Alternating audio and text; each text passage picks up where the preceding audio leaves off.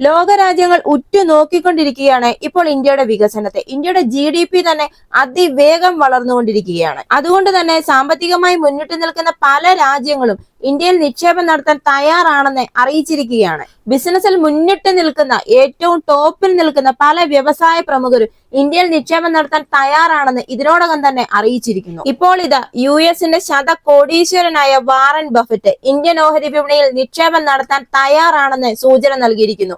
അവസരങ്ങളുടെ ഒരു ഹബ്ബാണ് ഭാരതം എന്നാണ് അദ്ദേഹം പറയുന്നത്.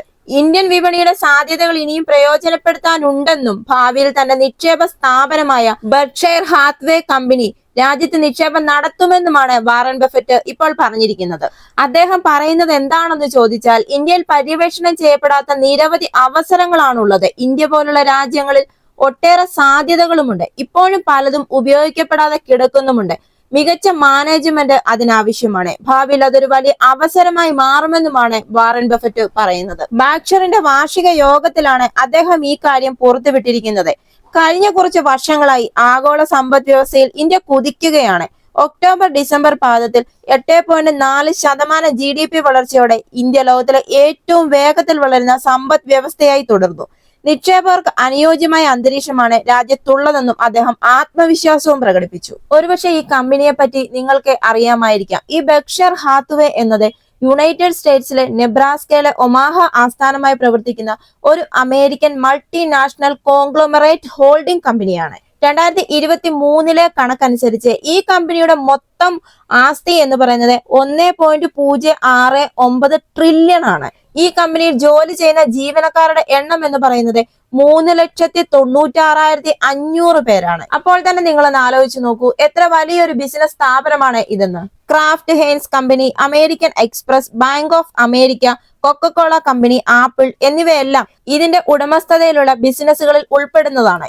ടെക്സ്റ്റൈൽസിലൂടെയാണ് ഇവരുടെ ബിസിനസ് ആരംഭിക്കുന്നത്. എന്നാൽ ഇപ്പോൾ ഇൻഷുറൻസ്, റീ ഇൻഷുറൻസ് ബിസിനസ് എന്നിവയിലാണ് ഇപ്പോൾ ശ്രദ്ധ കേന്ദ്രീകരിച്ചിരിക്കുന്നത്. ഇതിനുവേണ്ടി ഏകദേശം 70 ആഭ്യന്തര വിദേശ ഇൻഷുറൻസ് കമ്പനികൾ ഇവരിപ്പോൾ നടത്തുന്നുണ്ട്. ഇവരുടെ ഏറ്റവും പ്രധാനപ്പെട്ട ഇൻഷുറൻസ് ആണ് GEICO, government employees insurance company. ഇതൊരു അമേരിക്കൻ ഓട്ടോ ഇൻഷുറൻസ് കമ്പനിയാണ്. ഓട്ടോ ഇൻഷുറൻസിന് പുറമെ GEICO motor cycle, ATV, RV, boat, snowmobile, യാത്ര, വളർത്തുമൃഗങ്ങൾ, ഇവന്റ്, വീട്ടുടമസ്ഥൻ, വാടകക്കാരൻ, ജ്വല്ലറി ഇൻഷുറൻസ് എന്നീ ഓപ്ഷനുകളും ഇവർ നൽകുന്നുണ്ട്.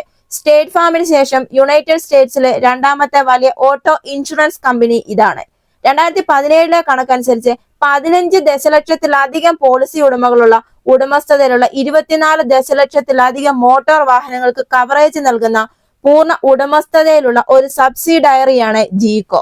ഗവൺമെന്റ് എംപ്ലോയീസ് ഇൻഷുറൻസ് കമ്പനി എന്നാണ് ഇതിന്റെ പേരെങ്കിലും ഇതൊരു സ്വകാര്യ കോർപ്പറേഷനാണ്.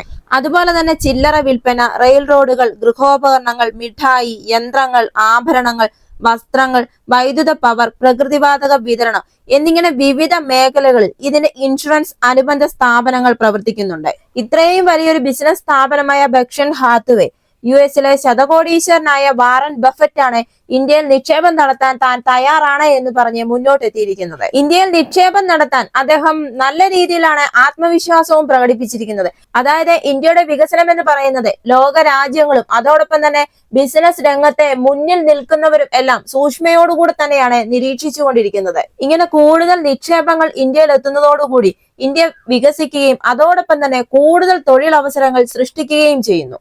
ഇത് ഇന്ത്യയിലെ യുവ സമൂഹത്തിന് ഒരു മുതൽക്കൂട്ട് തന്നെയാണ്. ഇങ്ങനെ കൂടുതൽ നിക്ഷേപകർ ഇന്ത്യയിൽ എത്തട്ടെ എന്നും ഇന്ത്യയുടെ വികസനത്തിന് അതൊരു മുതൽക്കൂട്ടാകുമെന്നും ഇന്ത്യയിലെ ജനങ്ങളുടെ ജീവിത രീതി തന്നെ മാറുമെന്നും ലോക രാജ്യങ്ങളുടെ ഇടയിൽ ഇന്ത്യ മുന്നിലെത്തുമെന്നും നമുക്ക് പ്രതീക്ഷിക്കാം.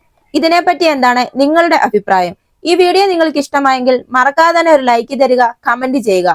ഈ ചാനൽ നിങ്ങൾ ഇതുവരെ സബ്സ്ക്രൈബ് ചെയ്തിട്ടില്ല എങ്കിൽ മറക്കാതെ തന്നെ ഈ ചാനൽ ഒന്ന് സബ്സ്ക്രൈബ് ചെയ്യുക. അടുത്ത വീഡിയോയുമായി വീണ്ടും കാണാം. താങ്ക്